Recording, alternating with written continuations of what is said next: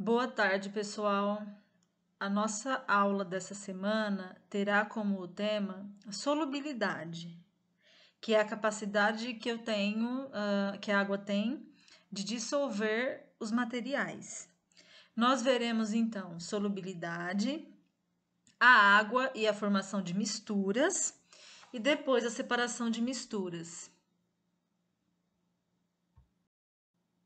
As orientações aqui, tá bom? As páginas do livro para vocês lerem. Assistam a videoaula que estará no link do portal, de onde vocês estão retirando o material para as aulas, tá bom? Resolvam os exercícios e copiem o material no caderno. Bom, então para começar, nós falaremos da capacidade de dissolução da água, tá? Então, nós continuamos no assunto da água, porém, o nosso estudo agora, ele vai girar em torno da capacidade que a água tem de dissolver as substâncias. Então, começo aqui colocando para vocês o conceito do que é a dissolução, certo? Então, a dissolução é um processo em que, ao misturar dois materiais, qualquer que seja ele um material sólido ou líquido, ele se dissolve em outro. A capacidade que um material tem de se dissolver em outro é chamada de solubilidade. Então, por exemplo, aqui na dissolução, eu posso dar o exemplo para vocês de dois materiais diferentes. Então, vamos lá. Eu vou usar aqui como exemplo a água e o sal, primeiro, tá? Então, imaginem que a gente tem aí um copo em mãos, tá? Um copo normal desse que a gente tem em casa e a gente resolveu misturar, para testar a dissolução, a gente resolveu misturar a água com sal, o sal de cozinha. Quando a gente coloca o sal de cozinha, a água e mistura essas duas substâncias, o que a gente tem no final? Vocês conseguem identificar o que é água e o que é sal? Ou simplesmente o sal some no copo? Né?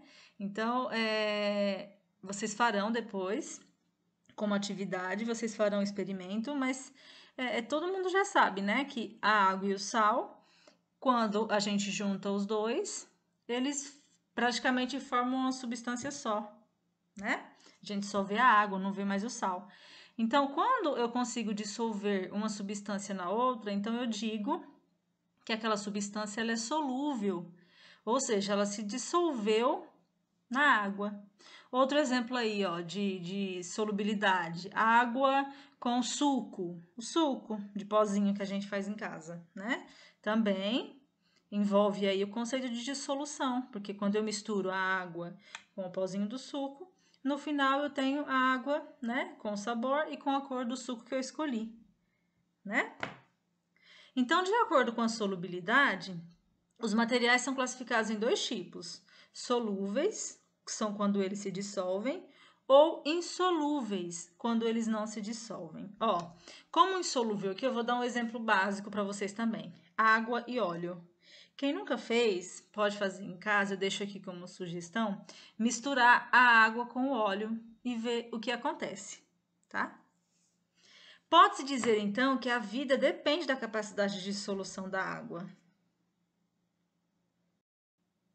Então, aqui, na formação de misturas, eu deixei um exemplo básico para vocês, eu vou começar explicando o exemplo, tá? Então, aqui a pessoa misturou areia com a água e com o óleo. Então, o que aconteceu? Eu tenho aí três fases. Por que três fases? Uma fase que é essa marrom da areia, ó, a setinha indicando aqui, ó, a fase da água, e depois, por último, a fase do óleo.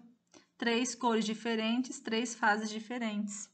Tá? Percebam que o óleo não se mistura com a água e a água também não se mistura com a areia, né? Então, ao adicionarmos um material a outro material, iremos obter uma mistura. As misturas podem ser classificadas em homogêneas, tá? Que é quando eu consigo misturar as duas e elas praticamente se dissolvem, eu não consigo mais vê-las, ou heterogênea. O exemplo que eu dei já de heterogênea é a água com óleo, né, que não se mistura, de acordo com o número de fases que apresentam. A fase, pessoal, é cada parte uniforme que pode ser reconhecida em um sistema. Ó, aqui do lado eu tenho o sistema. Por quê? Eu tenho três materiais, né, que eu misturei, os três juntos, e no final eu percebo que os três não se misturam. Então, eu formei uma fase só do óleo, uma da água e outra da areia. Vocês podem fazer em casa também, é muito fácil, é muito legal, tá bom? Olha, então o primeiro exemplo que nós veremos aqui é da água com álcool e depois da água com sal de cozinha, né? Não tem mistério nenhum, é só pegar as duas substâncias e misturar que eu vou perceber que elas praticamente sumirão, né? O sal de cozinha some quando eu misturo com a água e o álcool também, ele se dissolve na água. Então, na mistura homogênea, ela é formada todas as vezes que todos os materiais envolvidos na mistura são dissolvidos. Por exemplo, se adicionarmos sal e açúcar na água, ambos serão dissolvidos, tanto o sal quanto o açúcar. E no final, nós veremos apenas a água. Olha, aqui na mistura heterogênea, tem um exemplo aqui, ó, da água com o óleo, tá? Não se misturam. Quantas fases eu tenho aqui, ó? Duas fases, a fase do óleo e a fase da água, tá? Só para vocês não esquecerem o conceito de fase. Então, a mistura heterogênea, ela sempre é formada quando um ou mais materiais que foram adicionados não se dissolveram em outro. Por exemplo, se a gente adicionar areia e isopor na água, nenhum dos dois se dissolverá na água, né? Nenhum dos dois se dissolverá na água. Por quê? Porque a água com areia não se mistura, e muito menos o isopor, né? Resumindo aqui, pessoal, se os dois materiais se misturam, a mistura é chamada homogênea, como é o caso do primeiro copo. Se não se misturam, é chamada de heterogênea, como é o caso do segundo copo. Então, no primeiro copo eu tenho só a água com sal, e no segundo copo eu posso ter água com sal e o óleo. Bom, agora aqui, quando a gente tem uma mistura e quer separá-la, ou seja, eu peguei dois materiais, misturei e agora eu quero separar. O que que eu posso fazer, né? Vamos lá então. Eu deixei aqui alguns tipos, existem vários tipos de separação de mistura, mas a gente vai falar sobre esses três aqui. Então, na separação de misturas, o significado dela é isolar um ou mais componentes que formam a mistura, seja ela homogênea ou heterogênea, tá? Então, para realizar a separação dos componentes de uma mistura, é necessária a utilização de um ou mais métodos.